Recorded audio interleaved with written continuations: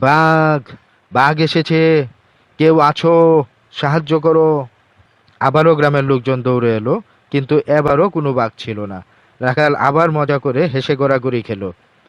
এ হে হে হে হে হে হে, আহ হা হা হা হা হা। গ্রামবাসীরা এবার খুব রাগান্বিত হলো। তারা বলল, তুমি বারবার মিথ্যা বলছো। এবার সত্যিই যদি বাঘ আসে, কেউ তোমার কথা বিশ্বাস করবে না। কিন্তু রাখাল সেদিকে কোনো গুরুত্ব দিল না। কিছুদিন পর সত্যি একদিন বনের দিক থেকে এক ভয়ঙ্কর বাঘ এসে পড়ল। বাঘ তার গরুগুলোকে আক্রমণ করতে লাগলো।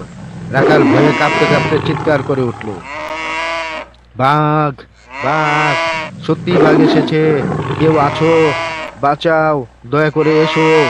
কিন্তু গ্রামের লোকজন আর তার কথা বিশ্বাস করলো না। তারা ভাবলো আবার নতুন কোনো মিথ্যা ফন্দি করছে।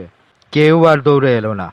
অসহায় রাখালের চোখের সামনে বাঘ তার গরুগুলোকে একে একে মেরে ফেললো। সে কাঁদতে কাঁদতে বুঝলো, মিথ্যা বললে একসময় কেউ আর বিশ্বাস করে না। আসলে মিথ্যা যতই মজা হোক, একদিন তার ভয়াবহ ফল ভোগ করতে হয়। সত্য কথা বললে তবেই মানুষ আমাদের বিশ্বাস করে। মনে রাখবে, কৌতুক করেও মিথ্যা বলতে নেই।